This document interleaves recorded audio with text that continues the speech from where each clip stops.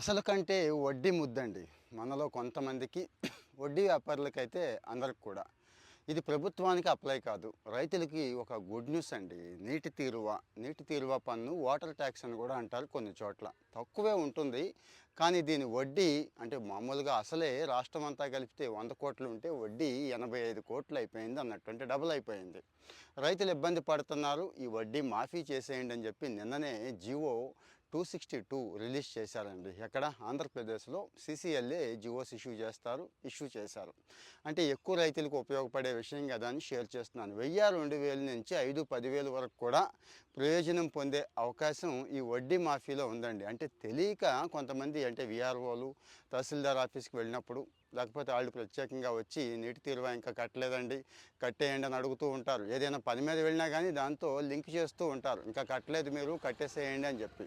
So ఈ సమాచారం వాళ్ళకి చూపించండి. జియో రిలీజ్ అయిందంట కదా అని చెప్పి. వాళ్ళకి తెలియదు పాపం.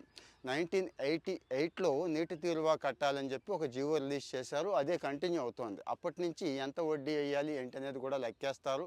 చిన్న అమౌంట్ కదా అని చెప్పి కొందరు, నష్టం వచ్చింది కదా ఏం కడతామని చెప్పి కొందరు, ఇలాగా నీటి తీరువా కట్టడం మానేసిన రైతులు మనలో ఉన్నారు. ఎందుకు అసలు నీటి తీరువా అంటే మరేం లేదండి. ఈ ప్రాజెక్టులు కట్టారు లక్షల కోట్లు పెట్టి, మెయింటెనెన్స్కి వేల కోట్లు అవుతూ ఉంటాయి. సరే మనం మొత్తం కట్టేది ఒక 100 కోట్లు ప్రభుత్వానికి ఉపయోగపడతాయని, అంతకు మించి ఏమీ లేదు. రైతుల్ని ఇబ్బంది పెట్టాలని అసలే కాదు. కానీ ప్రోగ్రెసివ్ గవర్నమెంట్స్ ఎప్పుడు కూడా మంచి నిర్ణయాలు తీసుకుంటూ ఉంటాయి. రైతుల బాధ అనేది వాళ్ళకి అర్థమైంది కాబట్టి గవర్నమెంట్కి ఇది తీసేశారండి. అంటే వడ్డీని మొత్తం జీరో చేసేశారు. ఇప్పుడు అవకాశం ఉంది కాబట్టి వెంటనే కట్టేసుకుంటే ఇక గొడవే లేదు అన్నట్టు. లేకపోతే రేపటి రోజు మీకు చాలా తెలుసు కదండి, ఏ పొలానికి సంబంధించి ఏ ట్రాన్సాక్షన్ కోసం, ఏ చిన్న చిన్న అవసరాలు మార్పు చేర్పుల కోసం డిపార్ట్మెంట్ దగ్గరికి వెళ్తే మళ్ళీ ఇది ముడిపెడుతూ ఉంటారు కాబట్టి కట్టేసుకోవచ్చు. మంచి సమాచారం కదా. అంటే తక్కువ అమౌంట్ అయినా కానీ ఎక్కువ మంది రైతులకు ఉపయోగపడుతుందని చెప్పి షేర్ చేస్తున్నాను. మరి ఇలాంటి సమాచారం అంటే ప్రభుత్వంలో మనుషులకి అంటే మన సమాజానికి ఉపయోగపడే ఉత్తర్వులకు సంబంధించిన సమాచారం మీకు నచ్చుతుందా?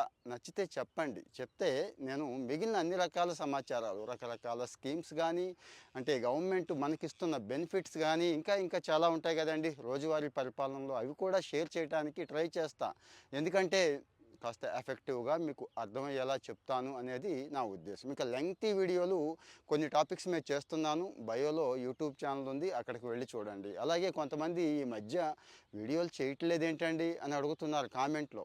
లైక్ చేయడం మర్చిపోయినట్టున్నారు, కాస్త లైక్ చేయండి. ఇక ఫాలో అయితే అన్ని వీడియోలు వస్తూనే ఉంటాయి. మంచి సమాచారం కదా మనది, అనవసరమైన కంటెంట్ ఏమీ ఉండదండి.